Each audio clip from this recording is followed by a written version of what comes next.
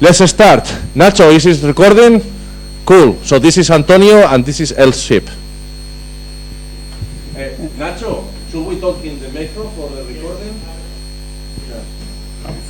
Thank you, Jose. Hello, hola. The talk is available here in English. Y la charla está disponible aquí en español. Las diapositivas están escritas en inglés y voy a dar la charla en español. Espero que os enteréis todos. Vale. Vamos a ver. Antonio, if you need some translation or something, let me know and I will help. Si necesitas ayuda para traducir o lo que sea, me avisas. Vale, de acuerdo. Bueno, vamos a ver. El formato LZIP. Aquí.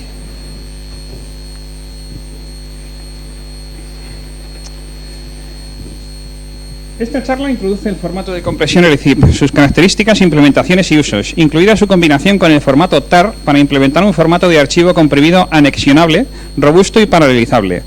También presenta las recientemente mejoradas capacidades de recuperación combinadas de LZRecover y GNU de Resque. Vamos a ver, existen muchos algoritmos de compresión y no dejan de inventarlos. La mayoría de estos algoritmos son simplemente variaciones de algún otro algoritmo hechas para optimizar alguna característica, generalmente en detrimento del resto. Algunos comprimen muy bien a costa de ser insoportablemente lentos, mientras que otros comprimen rápido a costa de comprimir poco. Algunos incluso intentan acelerar la descompresión omitiendo la comprobación de integridad. La compresión de datos es como cualquier otra cosa, se puede hacer bien o se puede hacer deprisa, pero no las dos cosas. La compresión de datos de propósito general es un campo bien estudiado. Las ideas básicas de los algoritmos de compresión se descubrieron bastante pronto en la historia de la computación. Deflate y LZMA están basados en ideas descubiertas en los años 70, así que no es esperable que un algoritmo mucho mejor que LZMA aparezca en un futuro previsible. Además, los formatos existentes cuando el LZIP fue diseñado en 2008, justo un año después del último Hacker Meeting de Orense, tienen limitaciones que no son fáciles de arreglar. Por tanto, parecía adecuado poner un buen algoritmo como LZMA dentro de un formato bien diseñado para que pudiera ser usado en todas las tareas que requieren fiabilidad o interoperabilidad. Por ejemplo, archivo a largo plazo o distribución de datos comprimidos para un amplio rango de máquinas. ¿Veis bien? ¿O me aparto más?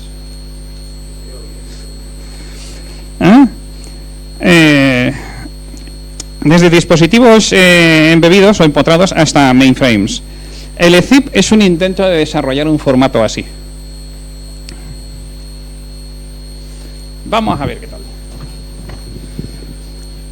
¿Por qué un nuevo formato y herramienta? Quizás os estéis preguntando por qué desarrollé el LZIP en lugar de añadir compresión LZMA a gzip. Por ejemplo, esto hubiera evitado la necesidad de una nueva extensión de fichero y la gente podría obtener soporte para el nuevo formato simplemente actualizando su gzip.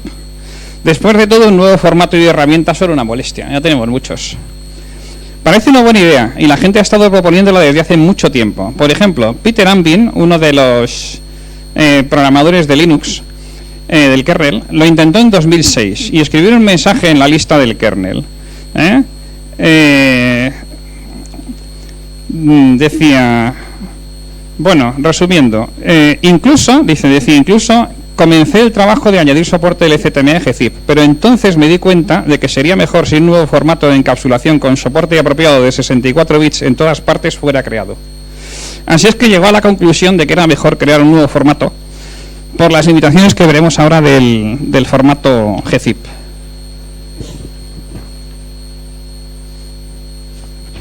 Vamos. En este contexto de Peter Ambin, cuando decía soporte de 64 bits, quería decir tamaños de fichero de 64 bits, no procesadores de 64 bits, que es el problema A ver.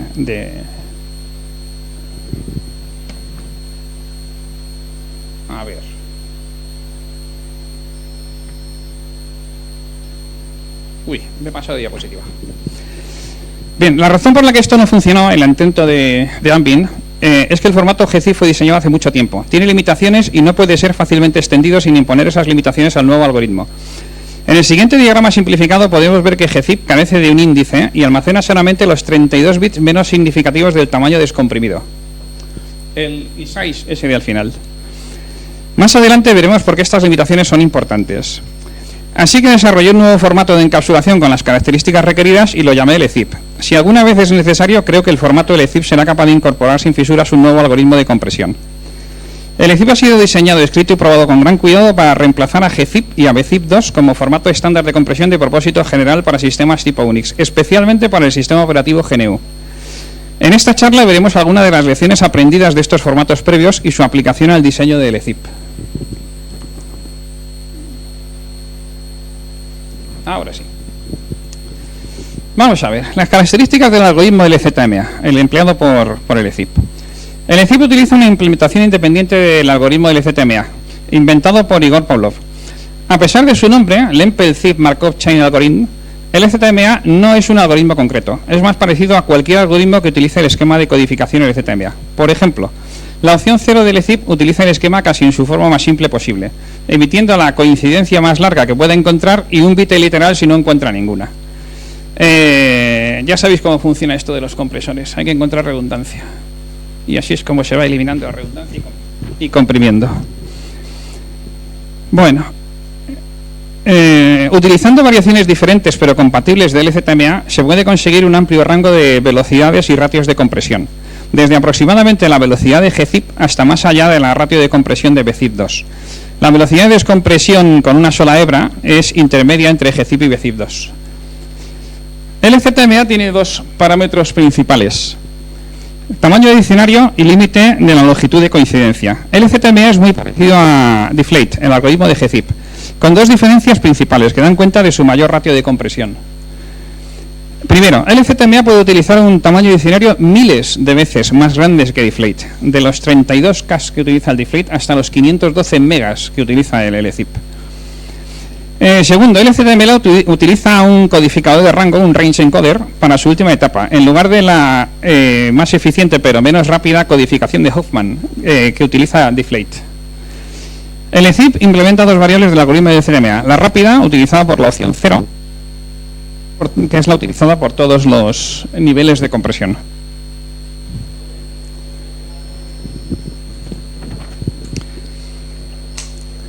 Características del formato LZIP. Un fichero LZIP está formado por uno o más miembros. Cada miembro tiene esta estructura. En esta estructura podemos ver la cabecera, la identificación, el número de versión, el tamaño de diccionario, lo que son los datos comprimidos LZMA, CRC y los tamaños de descomprimido y comprimido, que es la entrada del índice, de 64 bits cada uno de ellos. El LZIP permite una rápida descompresión paralela gracias a su índice distribuido, el último campo en ese diagrama. El LZIP limita el tamaño de diccionario en octavo del máximo permitido por LZMA, lo que tiene dos ventajas. Primero, permite la descompresión eficiente en máquinas de 32 bits. Y segundo, transforma los tamaños no utilizados en detección distribuida de errores, lo que es la base de alguna de las capacidades de recuperación del LZIP Recover. Si alguno habéis utilizado el LZIP, habréis visto que cuando un fichero está mal, tiene corrupción, el LZIP te dice la posición aproximada del error. Dice error en posición tal. Cuando otros compresores simplemente dicen error y ya está. Y es porque tiene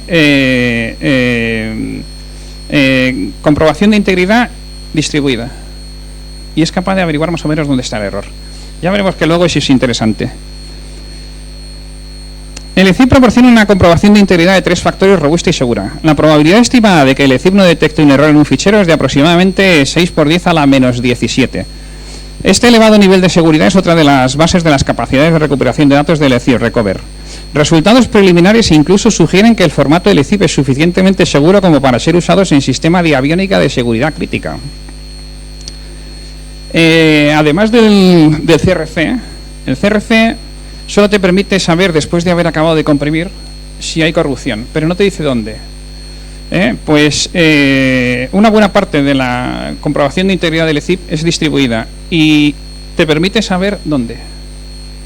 Es diferente de simplemente poner un CRC al final. Aunque pusieras en lugar de un CRC32 un CRC64, no conseguirías mejor seguridad de la que tiene el LZIP, porque no sería distribuida. Vamos a ver, el formato de zip es tan simple como es posible, ya veis, cabe ahí. Ofrece todas las características requeridas para compartir datos sin archivo a largo plazo seguros y eficientes, pero no más características, porque la interoperabilidad y el archivo a largo plazo, cuanto más simple, más robusto es el formato. El formato LZIP no almacena metadatos del fichero original, excepto el tamaño. Por lo tanto, los ficheros LZIP son reproducibles. LZIP produce salidas idénticas a partir de entradas idénticas, cosa que es importante hoy día al hacer tal vez en de las distribuciones y tal. ZIP está preparado para el futuro. Ofrece tamaños comprimidos y descomprimidos de 64 bits, que ya son bastante grandes. Pero además la implementación de referencia produce automáticamente ficheros multimiembro, poniendo miembros uno detrás de otro, cuando el tamaño no cabe en un solo miembro. Todavía están por inventarse ficheros así de grandes. Bien. Índice distribuido.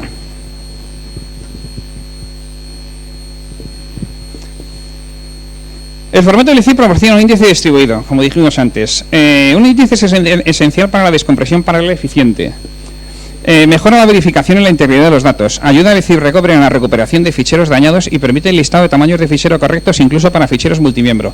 Una de las limitaciones del formato gzip es que cuando le das a la opción List para ver el tamaño de un fichero, solo te da el tamaño del último miembro y además truncado a 4 gigabytes. Esto con el LZIP no pasa. Vamos a ver. Ni el formato gzip ni el formato BZIP2 proporcionan un índice. gzip y BZIP2 fueron diseñados antes de la era de los multiprocesadores. De hecho, gzip fue diseñado en la era de los 16 bits, cuando un índice no era tan importante. Vamos a ver.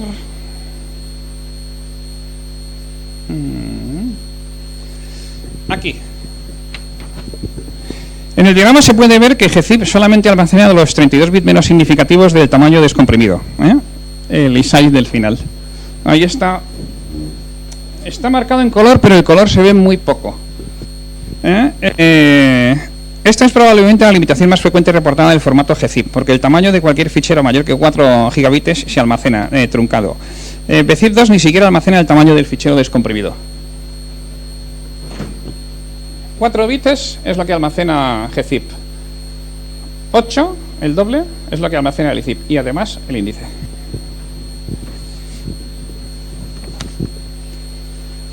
Vamos a ver cómo funciona esto del índice.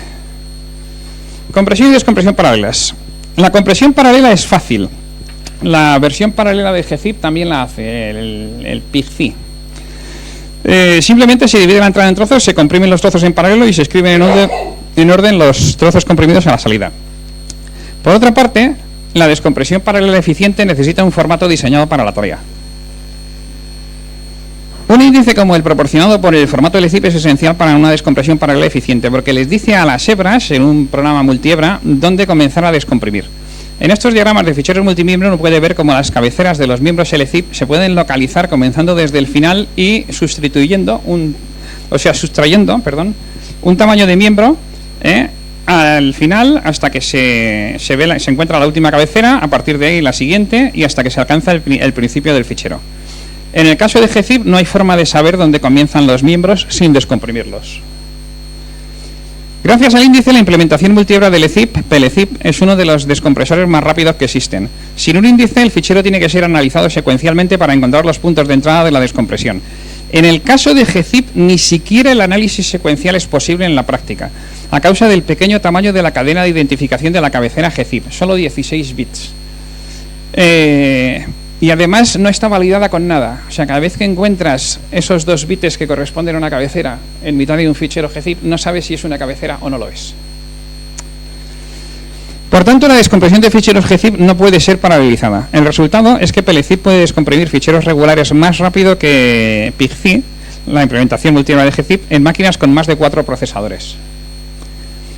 PLZIP puede descomprimir también en paralelo flujos de datos de acceso secuencial, porque el campo member size, el tamaño de miembro del final, valida la cadena de identificación de la cabecera LZIP, encontrando fiablemente los puntos de entrada de descompresión. Es decir, cuando hay que descomprimir un flujo de datos, que los vas leyendo secuencialmente, Cuando llegas a algo que parece una cabecera LZIP, si lo que hay delante apunta a la cabecera anterior, es que es de verdad una cabecera, si no, no lo es.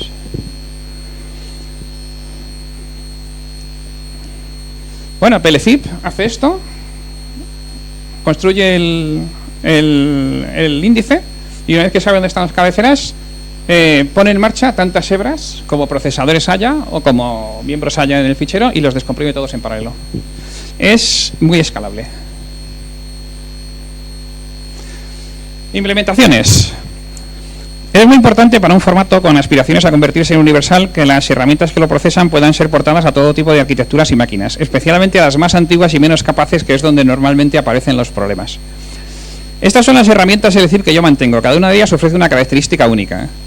Está la implementación de referencia, una implementación para sistemas pequeños y sin compilador C++, el PLZIP, un compilador paralelo, la librería, el LZlib, el LZIP Recover, una herramienta de recuperación de datos. El LZIP es un pequeño descompresor para ficheros LZIP. PLZIP, una implementación de dominio público para los que no pueden usar software GPL. El LZD, un descompresor muy simplificado, educacional, para aprender cómo funciona el formato LZIP. Y el TAR-LZ, un archivador con compresión LZIP multihebra del que hablaremos luego. Luego hablaremos del LZIP Recovery y el TAR-LZ más adelante.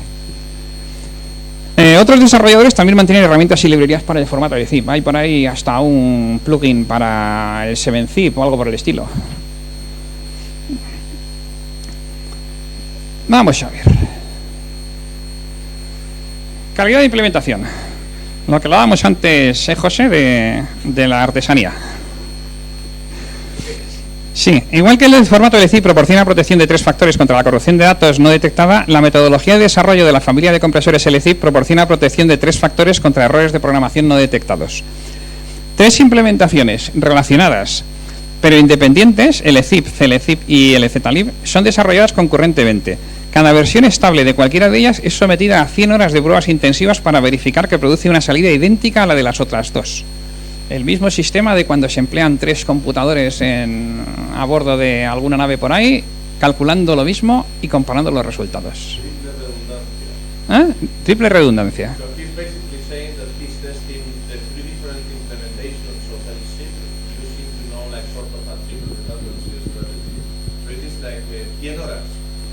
Sí, normalmente lo tengo allí 4 días.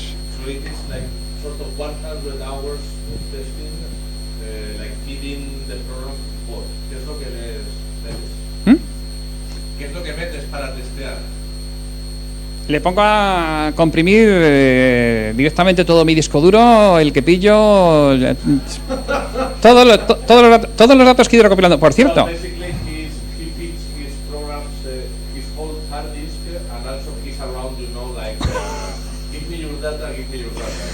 No, a lo largo del tiempo he ido recolectando ficheros que son más problemáticos que otros. Y sí.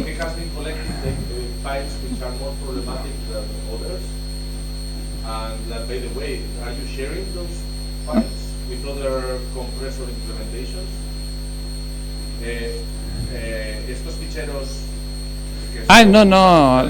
No los tengo puestos en ninguna parte. ¿Y lo vas a hacer? Sí, puedo.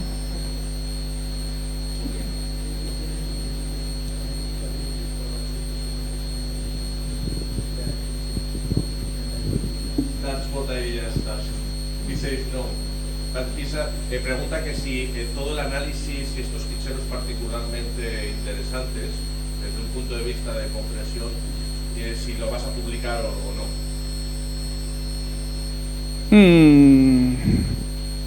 Tengo un artículo a medio escribir precisamente sobre la fiabilidad de la detección de errores del LZIP, pero sobre esto no, porque ahora que lo pienso, a ver, los ficheros interesantes que he encontrado son ficheros interesantes a la hora de reproducirlos, para lo que vamos a ver luego del LZIP Recover, pero para la hora de esto, de que las 3 implementaciones produzcan lo mismo, nunca me he encontrado ningún problema.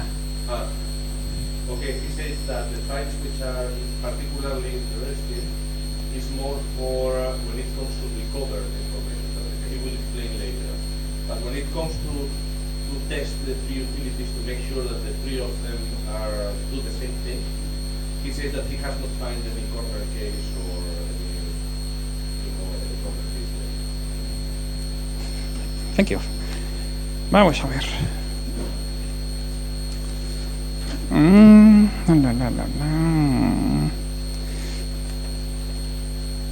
Aquí, vale.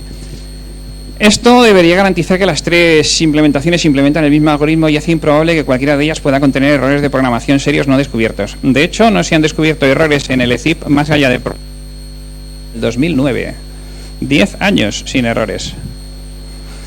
Adicionalmente, las tres implementaciones han sido extensivamente probadas con un Zcrash, un programa que distribuyo junto con el ECIP Recover, Valgrind y American Fuzzylop, sin encontrar ni una vulnerabilidad ni un falso negativo. El formato del ECIP es adecuado para hardware antiguo y moderno, de 64 o de 32 bits, desde supercomputadores a dispositivos embebidos. Esto permite a los usuarios de hardware antiguo continuar usándolo y evita la contaminación causada por su reemplazo. Por eso lo del air-friendly de ahí. Por ejemplo, CLECIP, la versión en lenguaje C del ECIP es C89, es como el C más simple y puede ser compilado en máquinas en las que GZIP no puede ni siquiera ser configurado. El EUNZIP, el descompresor, proporciona un modo de bajo uso de memoria capaz de descomprimir cualquier fichero usando el mínimo de 50 kilobits de memoria. 50 kilobits. Sí, no, el mínimo, de 50 para arriba. O sea, le puedes dar, con 50 te lo hace. O sea, tú eliges.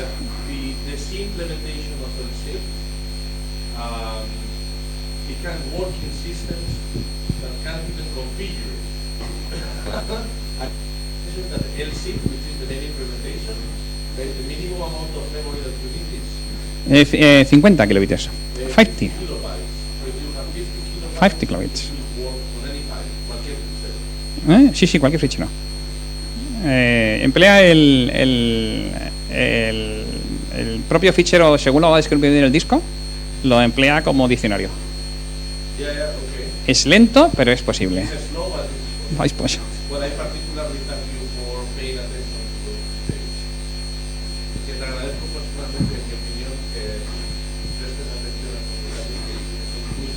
Encantado, gracias. Bueno, y estos dos, el CLECIP y el EUNZIP, los pruebo en un ordenador, en un portátil, con un 486 y 4 megabytes de RAM. 4 megabytes.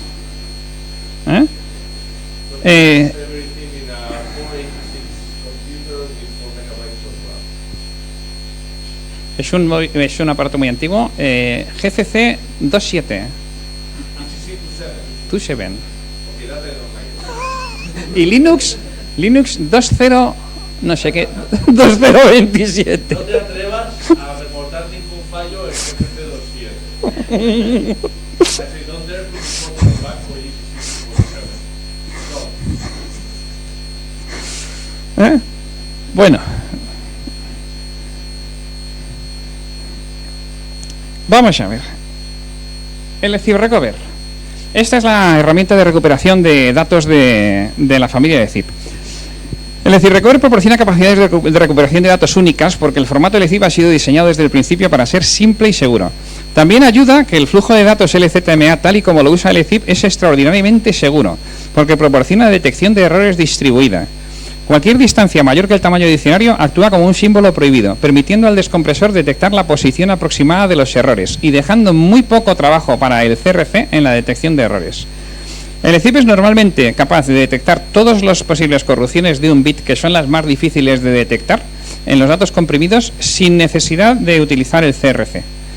Sería difícil escribir una herramienta de recuperación automática como el ECIP Recover para el formato GZIP, y por lo que yo sé, nunca se ha escrito. El formato LCIP no incluye bloques de datos redundantes, ni códigos de corrección de errores, ni nada por el estilo. Mucha gente se cree que el formato LCIP tiene capacidad de recuperación porque es una combinación de compresión con PAR2 o algo por el estilo. En absoluto. Es simplemente que la comprobación de integridad del formato LZIP es suficientemente segura como para permitir a LZIP Recover reparar pequeños errores y encontrar y combinar las partes buenas de varias copias dañadas prácticamente sin peligro de hacerlo incorrectamente. Además de descomprimir y comprobar la integridad de ficheros LZIP, LZIP Recover puede hacer todas estas cosas. LZIP Recover tiene varios modos de recuperación para distintas situaciones. Por ejemplo, cuando un fichero tiene un error pequeño de un bit, se puede reparar directamente, sin más redundancia ni nada, lo arregla él solo. Si tienes dos o más ficheros con un error grande, le faltan sectores y cosas así, dos o más copias del mismo fichero, es capaz de encontrar las partes buenas, por eso de que encuentra la posición aproximada de los errores, y combinarlas y sacar una copia arreglada de las dos estropeadas, a no ser que las dos tengan el error en el mismo sitio. Puede reproducir un sector perdido utilizando un fichero de referencia. Este es el modo que vamos a ver ahora, porque es el modo que estoy implementando ahora mismo. La versión con este modo de recuperación la publiqué antes de ayer. Puede extraer los datos recuperables de ficheros dañados hasta el punto dañado. Puede eliminar los miembros dañados de ficheros multimiembro. Cuando uno hace una copia de seguridad a un fichero TAR y lo comprime con el LZIP de forma multimiembro, si uno de los miembros se estropea, se puede eliminar y recuperar todo el resto del fichero TAR comprimido. Puede proporcionar acceso aleatorio a los datos en ficheros multimiembro, pero puede proporcionar acceso aleatorio bien, comprobando la integridad. Porque hay otros formatos por ahí que cuando haces acceso aleatorio y descomprimes solo un trozo, ese trozo no puedes comprobar su integridad, porque la integridad es para el fichero entero. Y por último puede gestionar metadatos almacenados como datos adjuntos en ficheros LZIP. Los ficheros LZIP, igual que los gzip, hay gente que le gusta añadir datos al final, con explicaciones de lo que tiene el fichero o lo que sea. Y el LZIP Recover permite gestionarlos, permite añadirlos, permite quitarlos, permite lo que sea. Esto es, la versión de desarrollo del LZIP Recover ha introducido recientemente ese método, el de reproducción, que puede ser útil para recuperarse de errores de hardware en series de copias de seguridad o tarbals fuente. El modo de reproducción se basa en el hecho de que normalmente solo una pequeña fracción de los datos cambia de una copia de seguridad a la siguiente o de una tarbal fuente a la siguiente. Por tanto, es a veces posible arreglar una tarbal corrupta que de rescue haya sido incapaz de leer sin errores usando datos de referencia de otra tarbal de una versión próxima.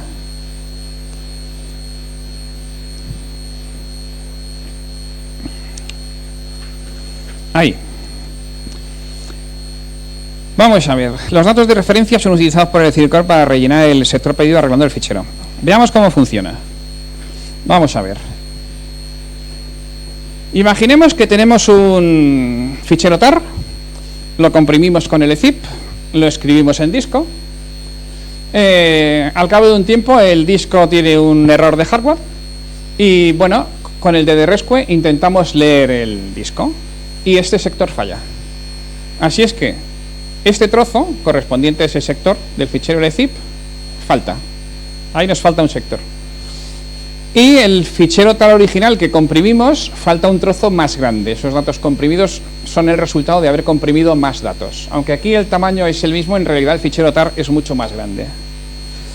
Así es que lo que podemos hacer es buscar algún otro fichero TAR que contenga otra copia del fichero 2 o incluso el fichero 2 en alguna parte por ahí.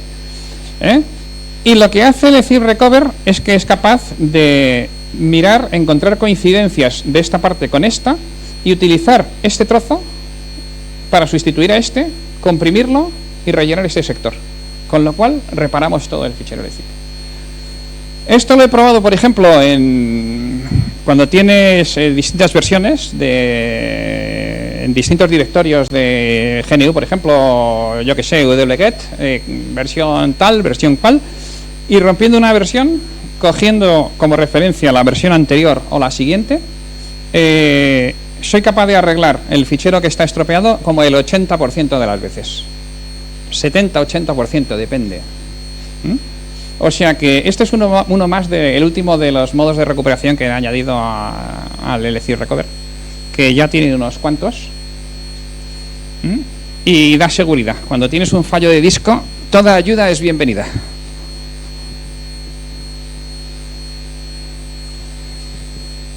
Vamos a ver. Por cierto, probar el ECIR Recover lleva un montón de tiempo, porque el ECIR Recover procesa ficheros corruptos y hay una cantidad casi infinita de formas en que un fichero puede corromperse. Por ejemplo, si ahí el fallo hubiera estado en el sector S4, en lugar del S9, nos hubiera pillado justo entre el fichero 1 y el fichero 2. Lo cual quiere decir que hubiéramos tenido que tomar como referencia alguna tarbal que hubiera tenido exactamente el fichero 1 y el fichero 2 en el mismo orden. Si no, no se puede recuperar.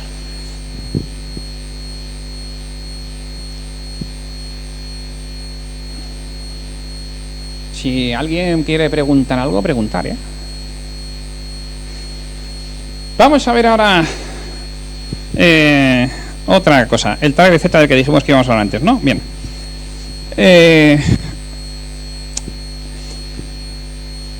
Vamos a ver. Los ficheros tar, que es lo que usamos siempre aquí en los sistemas tipo Unix, en el proyecto GNU y demás, pues se han utilizado siempre comprimiéndolos con un compresor, por ejemplo, de forma sólida.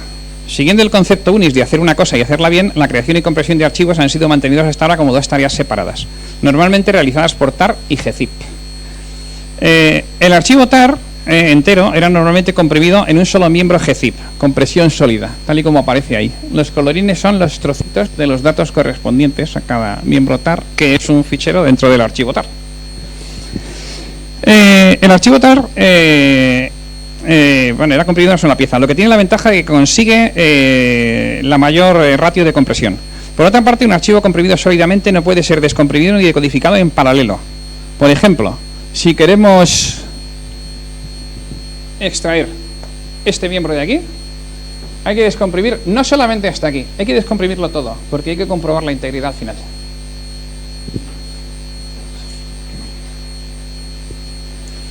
Tampoco se pueden añadir ficheros al final del archivo. Una vez que tienes un archivo comprimido, está en el manual de GNU tar, no se puede añadir. Y no se puede descomprimir en paralelo. Hay que descomprimirlo secuencialmente. Así es que está. Y la pérdida de datos es máximo en caso de corrupción. Se pierde la mitad del archivo. Vamos a ver. El primer intento de paralelizar esto para hacerlo más rápido fue utilizar un compresor paralelo, como el LBzip2 o PLZip. Como vimos antes, la descompresión de ficheros gzip no se puede paralelizar. La ratio de compresión es ligeramente menor que con la compresión sólida. Al comprimirlo en varios trozos, se comprime un poco menos. La descompresión es más rápida porque el archivo se puede descomprimir en paralelo, pero en la capa tar funciona igual que antes. Tar tiene que procesar el archivo completo de forma secuencial. La falta de alineación entre los miembros tar y los miembros comprimidos impide que el archivo pueda ser decodificado en paralelo. Tampoco se pueden añadir archivos al final ficheros al final del archivo. Y para extraer un solo fichero hay que descomprimir el miembro de zip que lo contiene y todos los anteriores. Uy. ¿Qué ha pasado?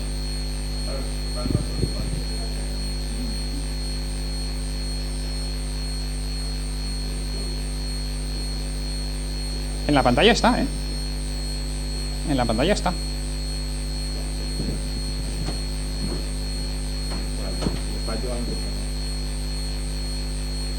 ¿Dónde está Nacho?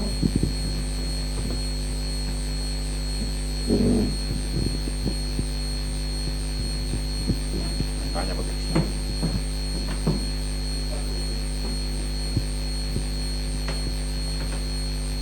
Como que Nacho es mi... Ok, follow the cable. Esto está hasta abajo.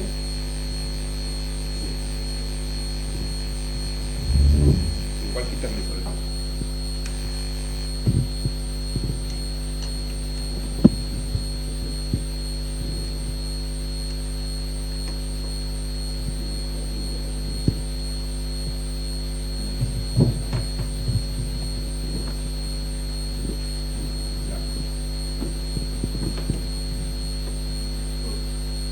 ¿Ah? Anda, ha vuelto. Magia. A ver. Bueno, vamos a ver. Uy, cómo se ha ido hasta allí. Aquí. Vale. La alineación aquí significa que cada miembro comprimido contiene un número entero de miembros TAR. Por ejemplo, parte de este miembro TAR está aquí, parte está aquí. Si no hay alineación, que significa que un número entero de miembros TAR estén en cada miembro comprimido, esto no se puede extraer en paralelo, porque ni la hebra que está descomprimiendo este miembro, ni la hebra que está descomprimiendo este, ninguno de los dos tiene la totalidad de este fichero. Así es que ninguno de los dos puede hacerlo.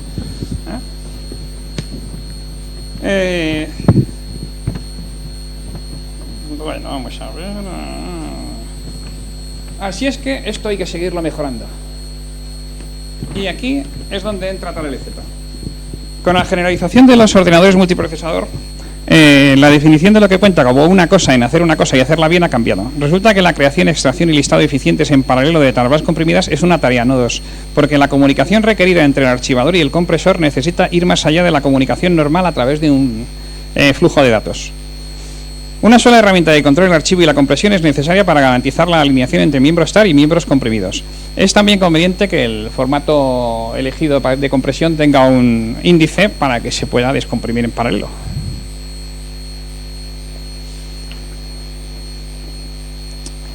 Bueno, comprimirlos así, de uno en uno, comprime menos que comprimirlos de forma sólida. Esto es rápido porque se encuentran las cabeceras enseguida, hay que descomprimir la media cantidad de datos, pero el problema es que comprime menos. Y en caso de corrupción de datos solamente se pierde un miembro TAR, que se pierde mucho menos. Aquí está, el incremento de velocidad puede ser espectacular en algunos casos comprimiendo esto así, porque no solamente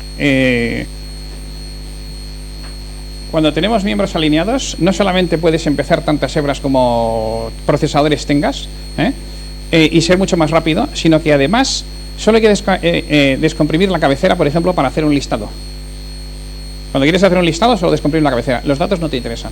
El TAR normal tiene que irse saltando, descomprimiendo los datos hasta llegar a la cabecera siguiente. Descomprimes las cabeceras y has terminado. El aumento de velocidad es tan espectacular como que uno de los ficheros de prueba que empleo, no me acuerdo cómo se llama ahora mismo, de 5 segundos con el TAR estándar a 20 milisegundos con el TAR LZ en sacar un listado.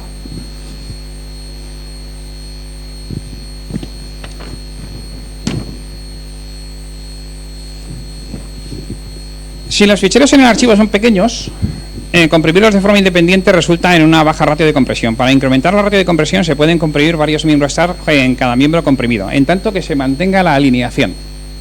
Esto también es rápido, también se puede hacer en paralelo, también se le pueden añadir detrás, quitando el último miembro, el del fin de fichero, lo quitas y allí añades y vuelves a añadir un fin de fichero, porque está comprimido independientemente. Tiene todas las ventajas del otro y además comprime más. De hecho, lo que comprime este es aproximadamente lo mismo que lo que se comprime con un compresor paralelo como el PLZip.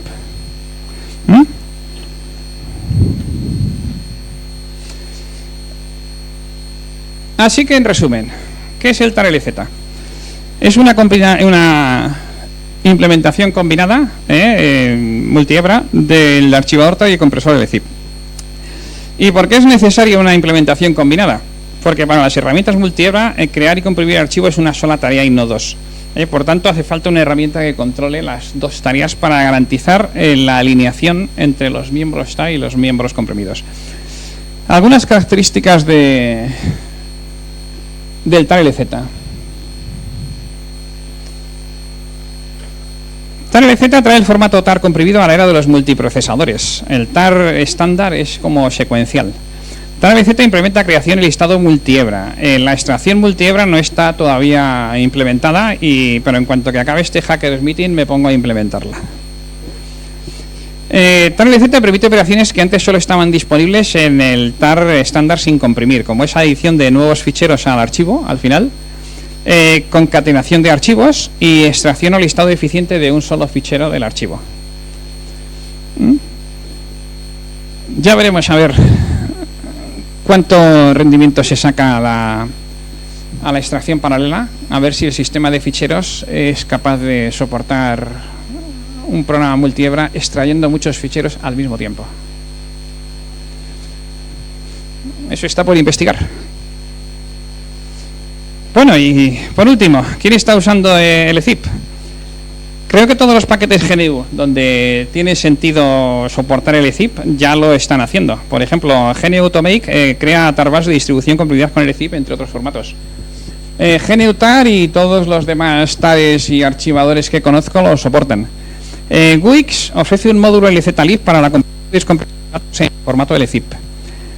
Varios proyectos GNU y non-GNU ya distribuyen sus tarbal fuente en formato LZIP. Wix distribuye sus paquetes llamados sustitutos en formato LZIP. Dragona GNU Linux, una distribución hecha por mí, también distribuye sus paquetes en formato TAR-LZ. Respecto a la distribución de tarbas fuente, una cosa que me gustaría decir es que los desarrolladores normalmente no consideran que el formato utilizado para distribuir código fuente debería ser elegido cuidadosamente, porque las tarbas fuentes se supone que deben ser archivadas para siempre como una forma de compilar y correr una versión dada de algún software en el futuro. Por ejemplo, para decodificar datos antiguos. Por ejemplo, si algún día ese portátil en el que pruebo yo estas cosas acaba en el museo abajo, pues alguien necesitará una tarbal del GCC 2.7 para ponerlo en marcha. Está bien distribuir paquetes binarios en un formato que descomprima rápido, como hacen algunas distribuciones hoy día y tal, siempre y cuando el código fuente sea distribuido en un formato adecuado para archivo a largo plazo. Fuera del proyecto GNU, algunos proyectos notables que están usando LZIP para distribuir sus datos son, por ejemplo, la base de datos de zonas horarias de IANA, mantenida por nuestro querido compañero hacker Paul Egert. Distribuye las tarbas fuente de su distribución completa en formato LZIP.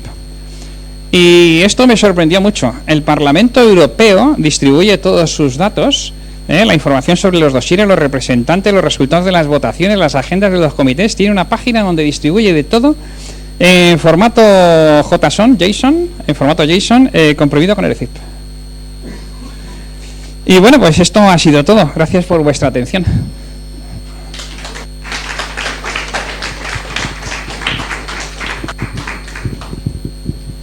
¿Questions?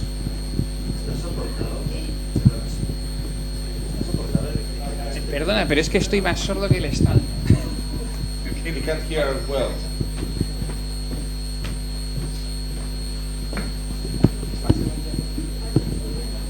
No, simplemente decía si te suena que el LZIP está soportado en HTTP o algo así.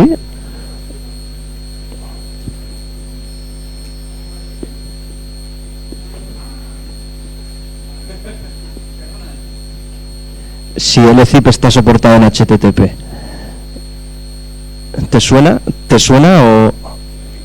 Es decir, el protocolo HTTP define unos compresores concretos, y si te suena que el LZIP pueda ser uno de esos, no sé en qué estado se encuentra. Es decir, eso lo define el IETF, creo, con el, bueno, pues qué tipo de compresores se van a utilizar.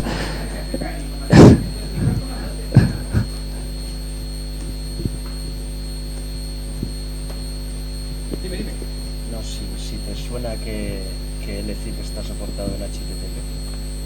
¿En HTTP? Sí. No me suena. No. No me suena. Vale. Pero...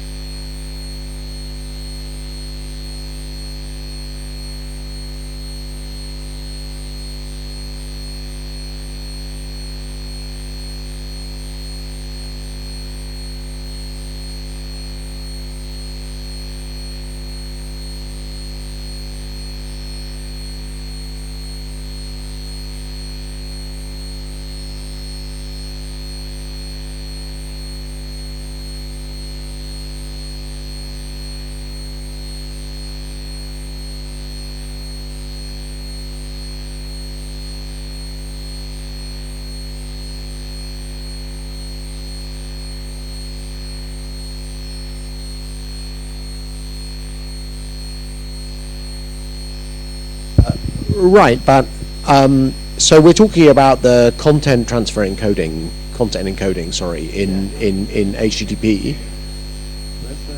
Content encoding, and you can and should specify the content encoding when the file is on disk on the web server already compressed.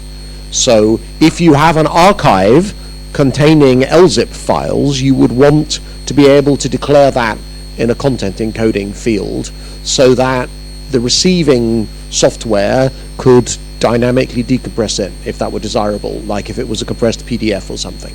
So please would you get your algorithm into the appropriate registry so that it is possible to declare that. Dice que sí que vale, pero que además en HTTP te puede decir cómo está comprimido un fichero que ya está en el servidor ya comprimido, y entonces el cliente puede decidir cómo procesar ese fichero antemano. Dice que si puedes considerar registrar el zip en el registro apropiado. Sí. Which one is the register for that, you know? That would be I- IDF writes the standard, but IANA says the numbers. So get a number for el zip. De momento emplea el no estándar, el X, el zip. El zip. X. You are el zip. using Excel zip. But is it the same, ¿es el mismo formato? ¿Es el mismo formato? Sí, vamos, no sé, quiero decir, yo creo que pero no registrado sería ni nada, no sé si el BC. Registered thing that he doesn't even know if cambia que eso la idea to register yours. Sí. All those names that come after accept encoding or content encoding or whatever are registered somewhere. There's another. Supposedly, yes. They're supposed to be. Many of them are, not all. So, register it. Is it for free? Is it for free? Yeah, you just have to buy them and then. Es gratis. Vale. Any other question? Comments? Why can't we have a grand unified decompressor? That's my question too. ¿Por qué no podemos tener un headbit que lo descomprima todo? Why can't we have one GZIP that actually decompresses it? Porque es muy complicado. Quiero decir, el programa crece mucho. Because it's very complicated and the program will Seven Thief decompresses anything, but it is very big, complicated. So you think that, o sea, que piensas que no es el camino adecuado. You think that's not Para the nada. way forward. To have like a big Para nada. compressor. O sea, I además, think that Grand Unified Bootloader had that problem, and that's why they invented Go 2. I think one of the problems there were lots of bootloaders. That's an interesting comment. Dice que el group, por ejemplo, también tenía ese problema de tratar de abarcar cualquier protocolo de booting. Entonces inventaron el Stage 2, la segunda etapa. So maybe we need something like that for compressors too. A first stage and a second stage too. At least for decompression.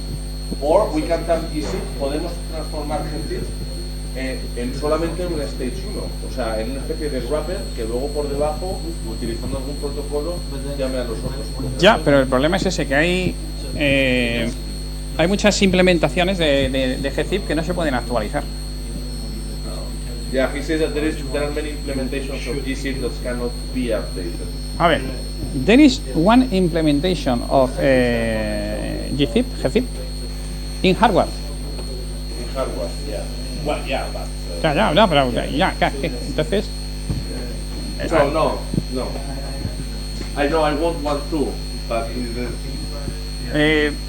Many people ask Ask about tried that. it, pero no.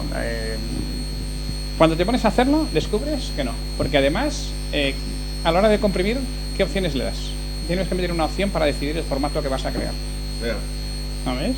Al final sale un programa muy liado con muchas opciones que no es compatible con las versiones de una sola opción y todos son problemas. He says that when you get into it to actually do it, or to try to do it, like Anvin tried to do, right? Like Peter Anvin, intentó hacerlo también, he tried. Then you discover that it's not that easy because you have different compressors, they use very different options, correct? And also they are not compatible, it's very difficult to make it compatible with the standalone utilities. So but it would be nice. Bueno, de hecho existen... ¿Apago? No, que no juegues con el micro, que si no se graba todo. Estamos grabando la charla, por favor, si someone to make a question, maybe start the video. Yeah. The micro, so we can record. Vale. Perdón. Que...